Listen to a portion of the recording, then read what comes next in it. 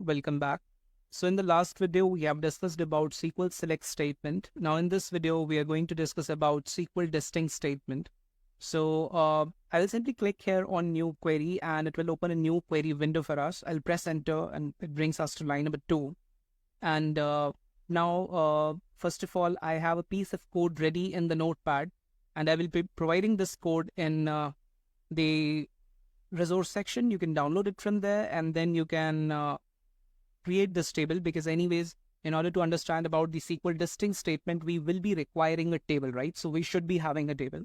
So I'll just paste it here, Control V, and you can get this code and you can simply select this code and you can execute it, right? So we will discuss about this create table and insert values. We'll discuss about all these things later, but as of now, we need a table for practicing, right? For studying and learning about other concepts. So as of now, you can simply copy this code and execute it, and you will be able to create this table, right? On your Microsoft SQL Server. And once the table has been created, you can see that it displays the message that 6 rows affected because 6 rows were created. And we have created a table by the name employee records, which is having the following columns that are employee ID, first name of the employee, last name of the employee, department, and the salary of the employee. So now I will open the new query window. So for that purpose, I will simply click on new query and it will open a new query window for us. So first of all, I will execute a simple select statement to see the data that we have created. So I will simply write select star from, and now write the name of the table. So the name of the table is employee records. As of now, since it is a new table that we have created, so SQL Server is not identifying it, and that's why you can see it underlined as red. But generally, if SQL Server will underline something as red, so that would be an error. But here it is not an error because it's a newly created table. That's why SQL Server is showing like this.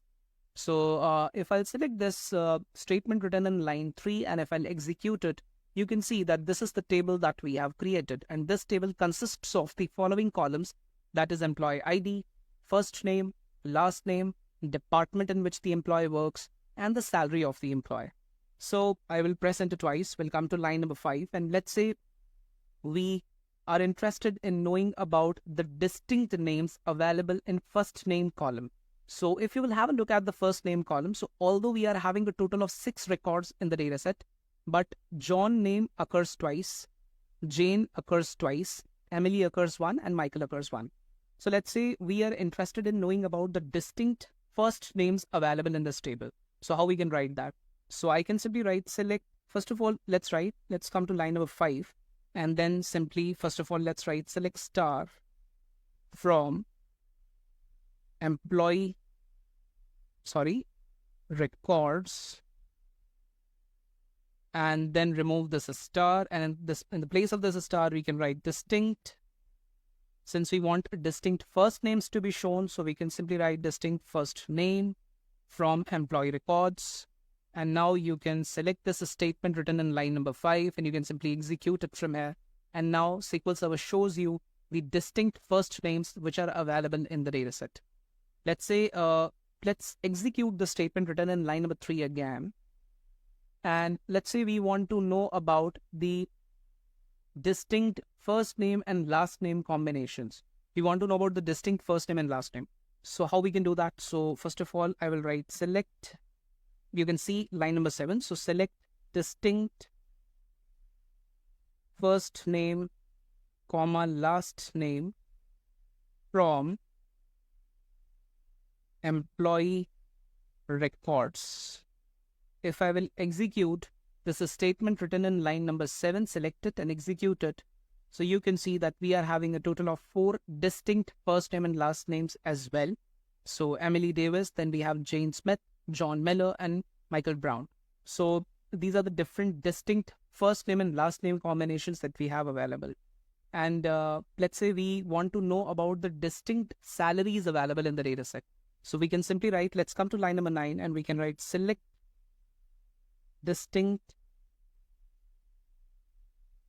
salary from employee records. Now execute, select the statement written in line 9 and press Ctrl E. So either you press Control E or you click on execute, both are same things. So you can simply press Control E as well. And you can see that these are the distinct salaries of the employees which are available in our data set. We only have 3 distinct salaries, right? So that's why three distinct salaries are being shown to us. And if you further want to know about distinct columns, so you can use this select distinct statement. Distinct values, if you want to know about, then you can use select distinct, sorry, right?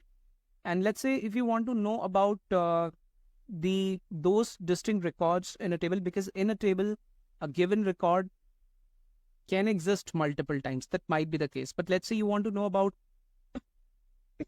let's say you want to know about the distinct records only, where entire record is a distinct record. So in that way, you can simply write select distinct star from employee records. If I will select this statement written in line 11 and if I'll execute it, so you can see that all the 6 records are now available in the output, because there is no such record, there is no such case where entire record is repeating, right? Entire record means the values for all the columns are repeating. There is no such record.